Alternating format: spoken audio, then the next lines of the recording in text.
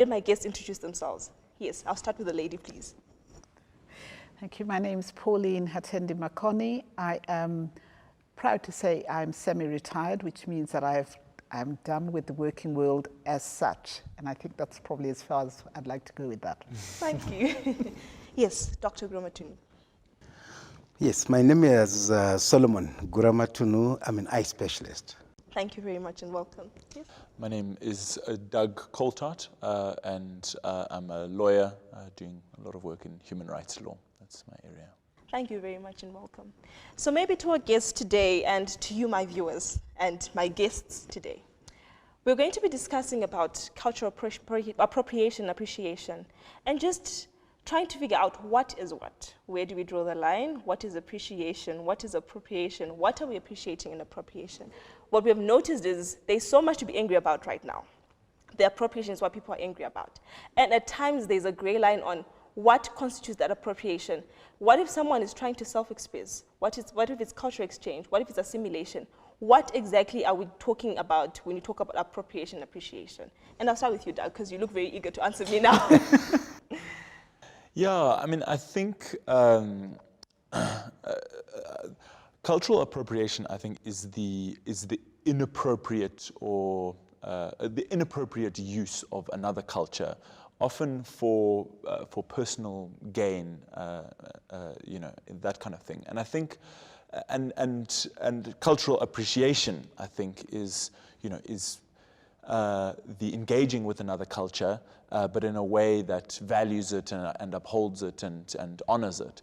And I think for me, where the line is drawn, because sometimes the same act done in a different context one could be appropriation and one could be appreciation. So I think for me, the line is really drawn by, one, if you are using another culture, but you don't value and love the people of that culture, then certainly now we in the realm of appropriation, if you're bigoted towards them or you don't care about them.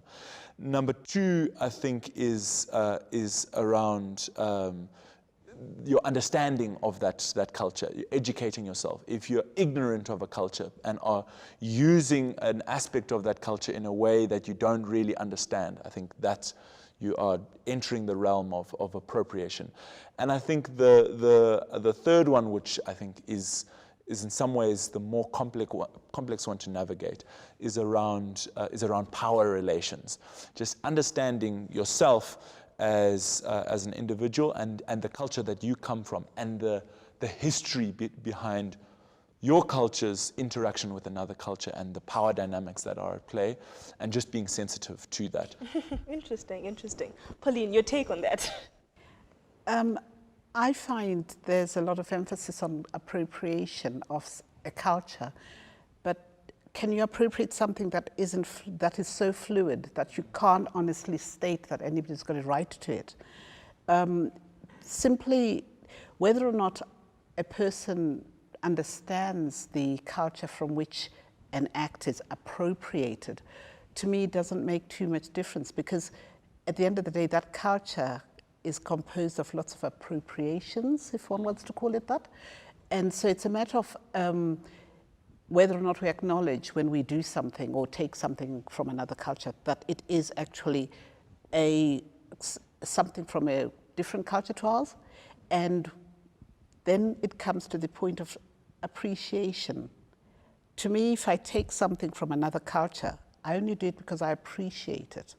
So I think all of it is cultural appreciation, even though it may not be taken as that by the person who is not being acknowledged as having been not the originators, but as having had that first experience with that particular appropriated item or value. Very interesting, and it brings a new take that I'm certain I hadn't thought of before. Yes, Doctor.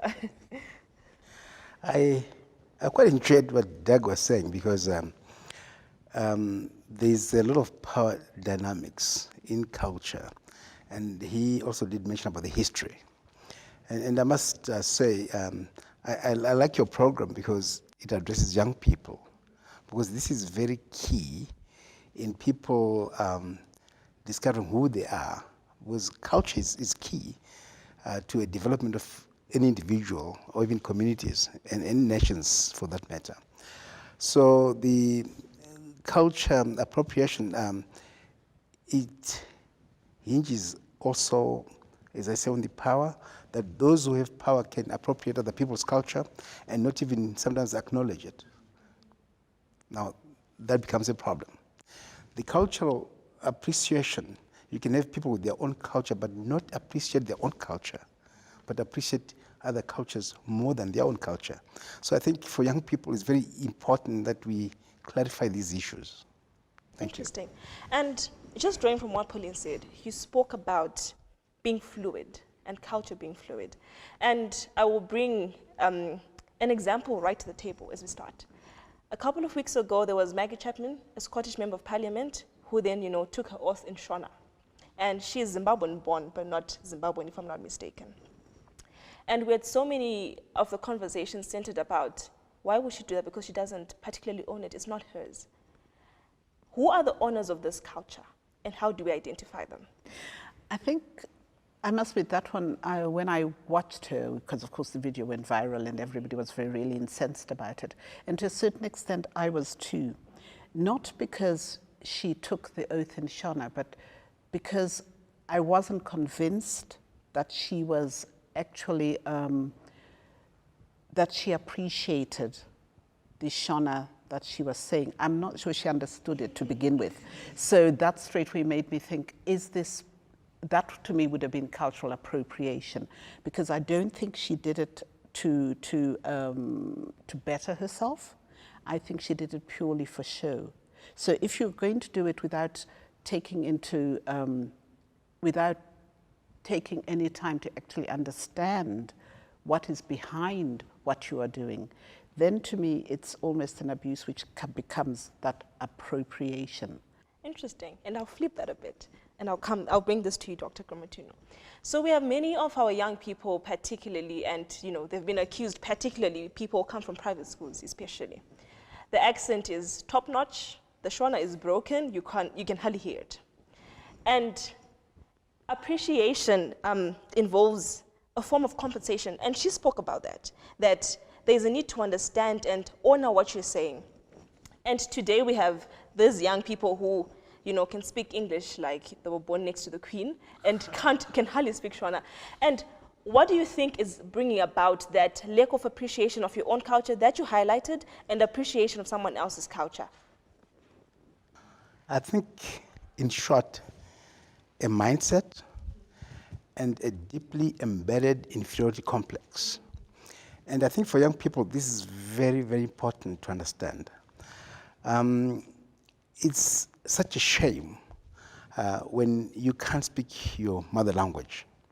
Because I know Greeks, for instance, who speak beautiful English, but they speak Greek.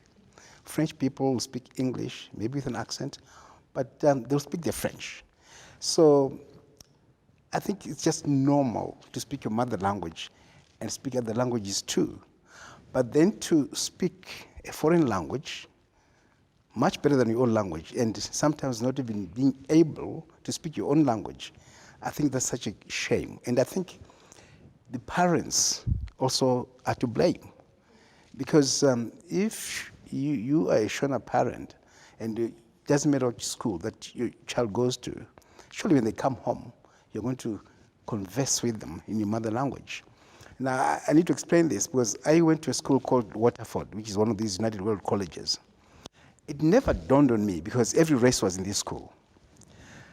And one guy said to me, what's your ethnic background? And I said, I'm Shona. So he asked me, he said, so what's your Shona name? I didn't have one. I'd never, ever thought about this. But then I guess my parents didn't know any better.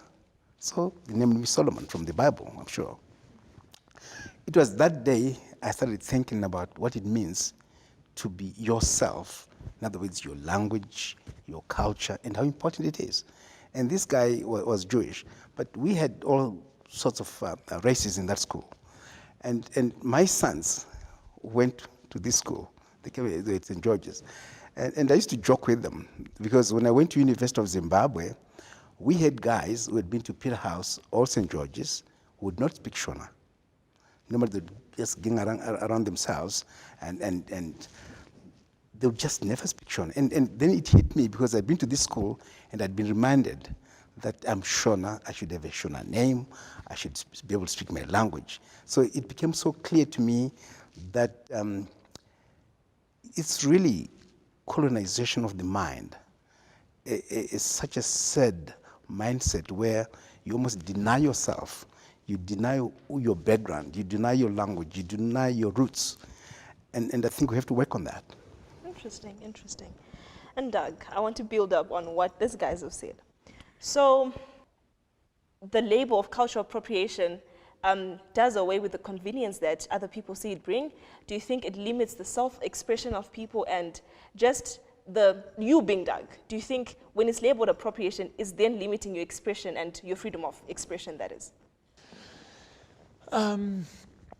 Yeah, it's an interesting question. I think that to some extent it does limit our expression. I mean, if I just think of myself,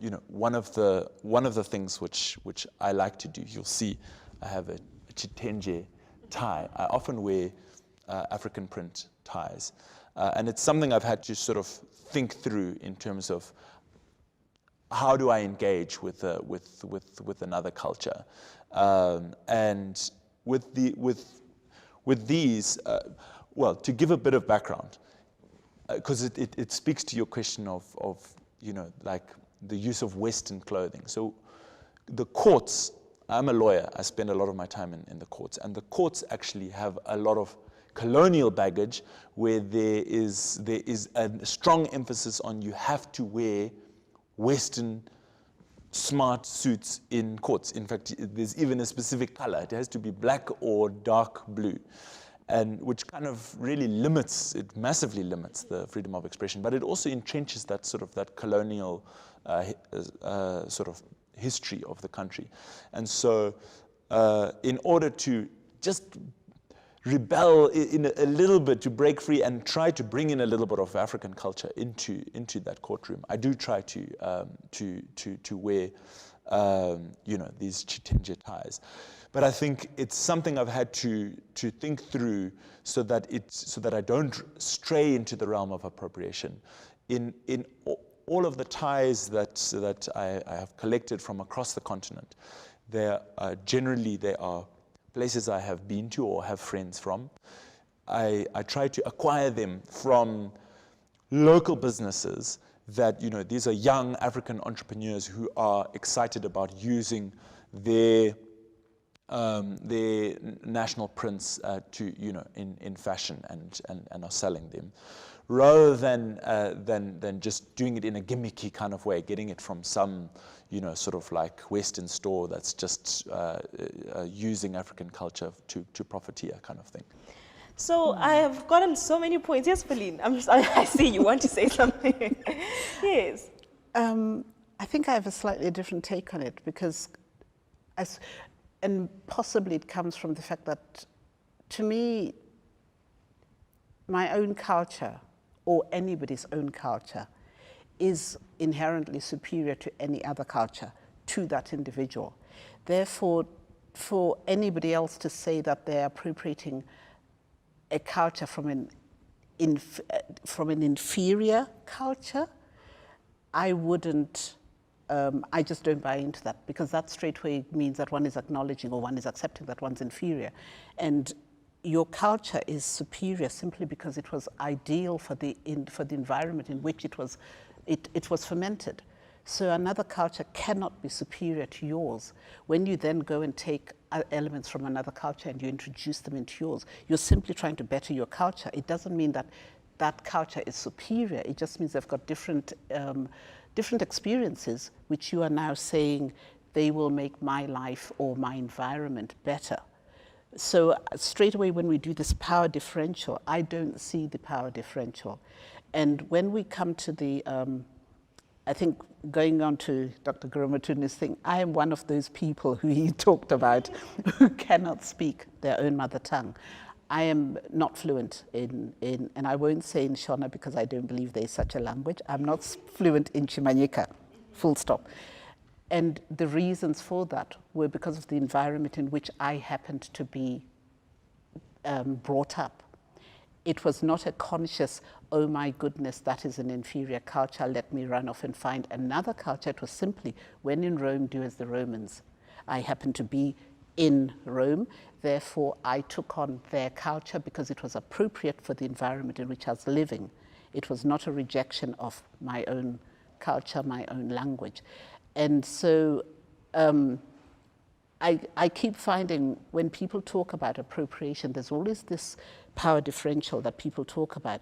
But that means somebody has to acknowledge that they're an inferior culture to another person's culture. And to me, all cultures are equal. They just happen to be in different circumstances.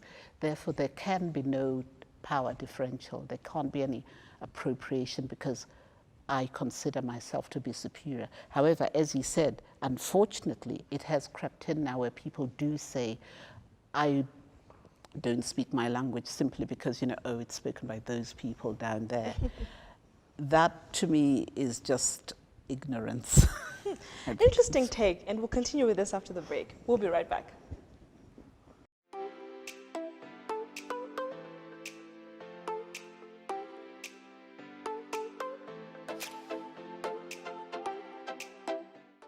Thank you and welcome. Earlier on, when we left the conversation, it was getting interesting. And with Dr. GURAMATUNHU, I want to build on from exactly what Pauline was talking about just before. And Pauline, when she was talking, she was talking about language particularly. And I want to refer this to, you know, all forms of culture. People have a choice to decide that, you know, this is not particularly my language. And Pauline, you know, confessed to us and said to us, I don't particularly speak Shona and I'm not fluent in it. Yes. Do you think that is a loss of culture that should be admonished and dealt with at a young stage? Yes. And let me be very clear about this. I go to India every year. And one thing I realized is that the Indians, although they were colonized by the British, like ourselves, they never lost their culture. They never lost their religion. The Portuguese, if you remember correctly, during their colonialism, they had a system called assimilado, where if they thought you were a successful black person, then you were assimilated into their own culture. So they were coming from a position of superiority. Now, if you come to children, and I think it's most unfortunate when people don't teach their kids their own language, because kids can learn many languages. And in fact, I encourage that children must speak their mother language. They can learn Ndebele, they can learn French, English, and other languages. And it's good for their brains, for their development. So it's so unfortunate when then kids are just confined to learning English and not even concentrate on their mother language. I think that's most unfortunate. Kids must learn all. In fact, if I had anything to do with education in this country, I would say every child born in this country must speak Shona, Ndebele, English, and in other languages. That's what I would do. Interesting. And Pauline, I know you want to respond to that. I agree 100% with everything that Dr. GURAMATUNHU said just now. I do believe that children should be exposed to as many languages, they should learn as many languages, but one has to also take into consideration that sometimes they don't learn it for reasons that aren't because they feel it's inferior. That's all I'm stating. I mean, in my case, or I suppose my family's case, we lost our Shona, not because we wanted to, but because the environment we were in, nobody else spoke Shona and we spoke no English. And yet we had to learn fluent English. So it was just a matter of circumstance. So and then when we go on to the oft talked about comments about females and our attire, which seems to be only directed at women, even though I'm looking like in this room, and if we talk about appropriation, every male in this room is appropriated a culture that, well, possibly not yourself, but the rest of the males have appropriated it. To me, there's an element of, is it appropriation or is it appreciation? We come back to that. I'm assuming everybody's wearing the clothes they're wearing because they like them. So therefore you're appreciating it. Is there anything wrong with appreciating another person's culture?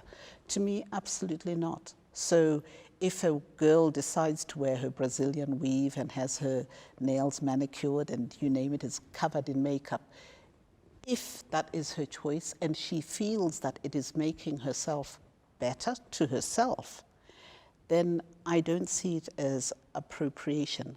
Whether or not I approve is irrelevant. It's not me who's doing it. So to me, it's all appreciation. You will only see on me the cultures that I have appreciated. And going back to the Shona bit, because I know that's always very contentious. Just because one doesn't speak a language does not mean one does not understand the culture.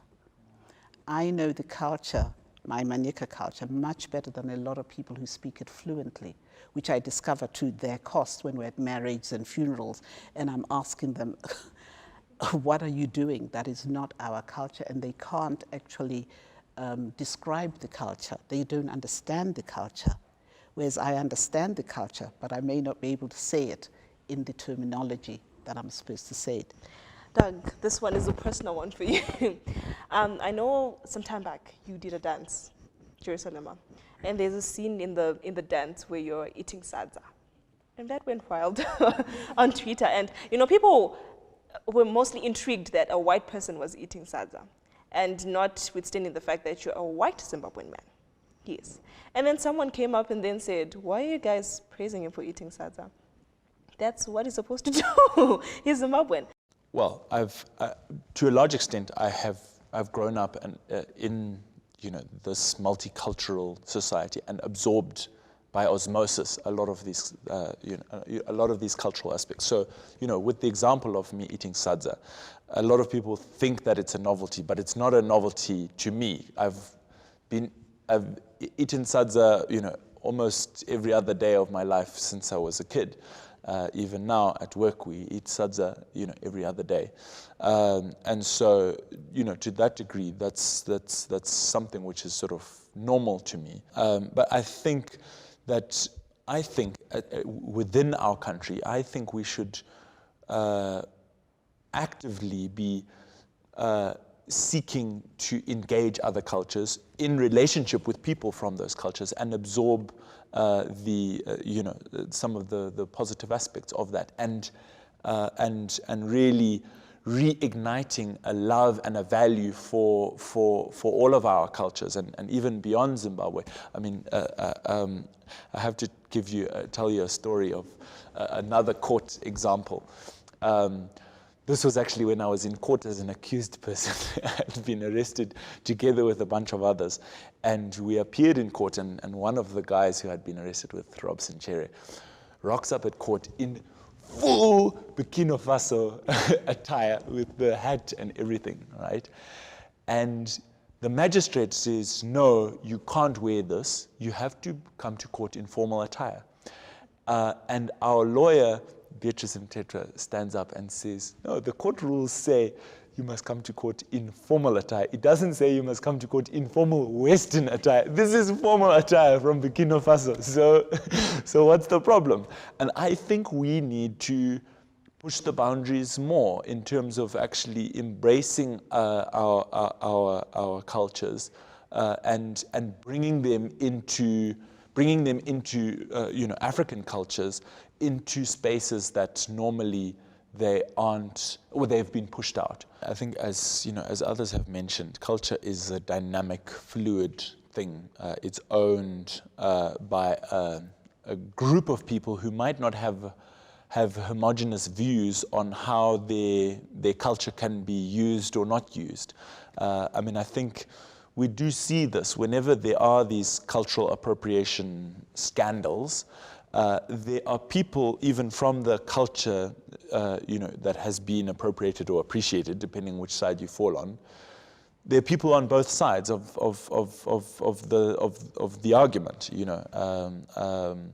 I followed this one where Adele was wearing Jamaican bikini and had done her hair in a certain way. And some Jamaicans, you know, were saying, no, we love it. You know, you're appreciating us, and you know, others were felt offended by it. So, it's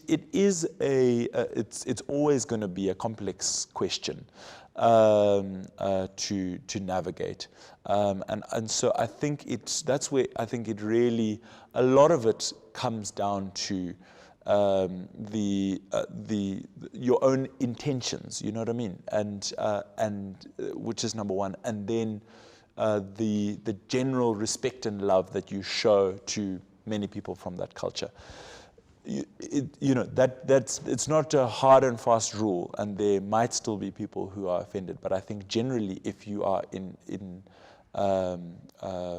showing love and appreciation, it will be felt, and where you are doing it for your own benefit and not caring about people, people will see through that as well. Profound. Thank you very much. Thank you all for joining me today. I know you'd want to go through that.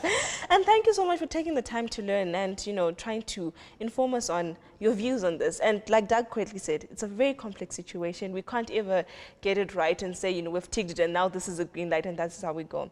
So maybe before we close off, some last words, and I'll start with you, Doctor. Well, you did ask about diet, and I just want to talk about food. You know, when we grew up, if we came to your house and we were having the Western diet, we thought, you know, you'd arrived, you were sophisticated with money. Today they talk about organic food. So when I visit all my professional friends who are rich, they're eating organic food. Now, what is organic food for us? You know, this is what it is. So we're trying to tell people, you know what? There's nothing wrong with us. There's nothing wrong with our food. There's nothing wrong with there's nothing wrong with your face. There's nothing wrong with your skin, your hair. People have to get this straight. And I hope these programs that you have will instill that confidence, especially in our children. Thank you very much. Yes, Pauline. I think for me, I just like to say, ultimately with all of these talks about culture, I am proudly what I am. End of story. I don't, and because I'm proudly what I am, it does not mean I will ridicule others who aren't what I am. The fact that I may then cloak myself in different accoutrements to suit a certain situation does not take away from the fact that at the end of the day, I know who I am. And I think as long as one knows who one is, you cannot become divorced from your culture. It is in you, it is part of you, it's who you are. And so we have to take pride in ourselves as individuals, not this false collective pride of, you know, oh, I am a whatever, but simply I am. And if you are proud of who you are, then you definitely have got culture. Thank you very much. Yes, Doug. Yeah, I think for me, it's so many of these things. It comes down to love. That you know, we've been talking about appreciating our own cultures, and it comes down to loving oneself and one's, you know, and one's community. And I think as Zimbabweans, we need to do that. We need to love and appreciate ourselves. When we engage with other cultures, I think, again, it comes down to love, where if we are really thinking about the others and showing love towards them, then I think 9 times out of 10, we will walk on the right side of the line. Thank you very much once again, and thank you for taking the time out to help us learn and help us understand. For my viewers at home, thank you very much for joining us today. From me and the guests, good night.